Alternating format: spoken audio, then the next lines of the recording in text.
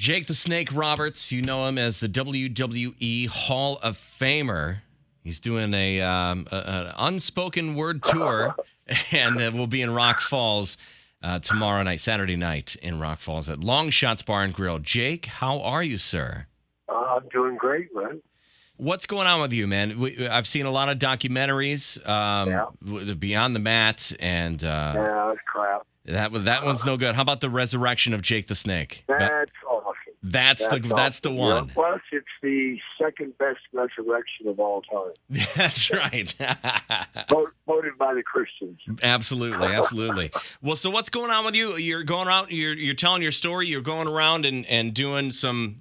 Would you call it stand-up comedy? Would you just call it? No, I don't call it stand-up comedy. I'm just telling my road stories. Although I do bring a comedian with Alex Anzalkrutin. He calls himself Kool-Aid. Great guy.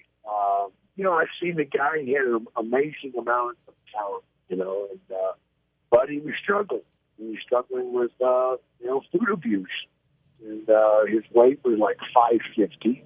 Got around the guy, got to talking to him, and decided I wanted to help him out, try to help him out, and his heart was in it. And so far, he's lost 160 pounds. That's what I need to do. I need to help other people, man, that are struggling with issues. I struggled with issues and kept it to myself for so long that it damn near killed me. Yeah. I didn't go get help. I didn't talk about it. And then once I talked about it, it was all news and stuff. That was crap, and it took several years for me to finally find somebody who would help me. And Diamond Dallas Page reached out to me and saved my butt, man. I'd be dead by now, no doubt about it. Diamond Dallas Page saw that you were in trouble with some addictions and all that. How did he get you wrangled? I would imagine telling Jake the Snake Roberts what to do is not an easy task. No, it wasn't. At that point, I was so weak and so tired of fighting a battle that I had lost for so long. I was pretty much like a little sheep, man, just point, and I'll go that way. I did. And I didn't think I'd make it. I didn't think it could help me. To be honest with you, man, I thought it'd last about a week. You don't go from doing an 8-ball a day, cocaine, drinking every day, doing nothing. Well, I did.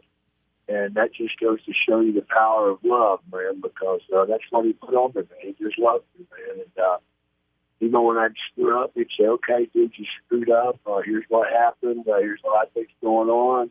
And we'd talk about it, and we'd take measures to shore up that end of the program to see that we didn't do that again. And then I'd find another way to screw it up, and then he'd take care of that one. And finally, after 5 or 6 falls, I decided, man, maybe I can do this. Started getting serious about it.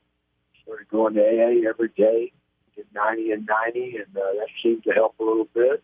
And, I was willing to do anything. That's what it takes. And it's not, you're not going to get clean when you start putting out. Well, I'll do everything except that. I'll do anything but that.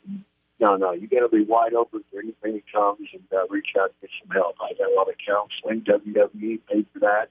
It's been such a great life, man, since I got sober. How long have you been sober? 5 years. 5 years. That's awesome. Do you worry at all about, because tomorrow night you're going to be in Long Shots Bar and Grill. You're going to be. That doesn't bother me. It doesn't bother you? Not at all.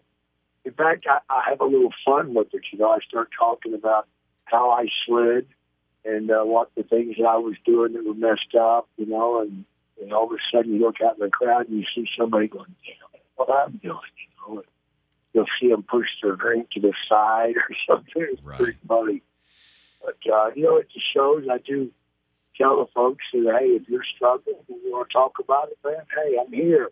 It's after the show, let's find a spot and talk, man. Because I'm willing to help people, man, that want help.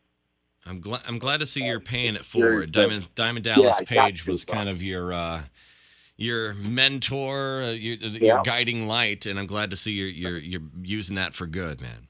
Well, I gave it back. He gave it back to me, and I'm giving it to others, man. Do you do his yoga? He's got a yoga program. Oh, yeah, absolutely, man. That's part of getting sober, man, for me.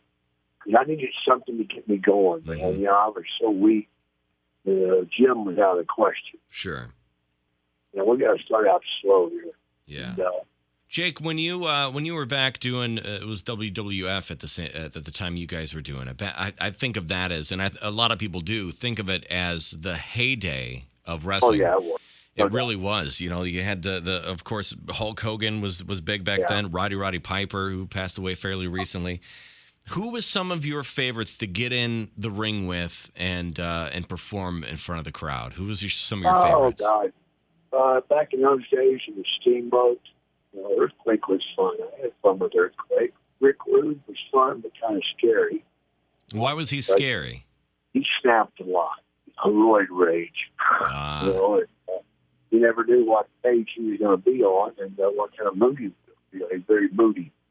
And that would I manifest enjoyed- itself in the ring. I really enjoyed everybody I was in the ring with, except Vader.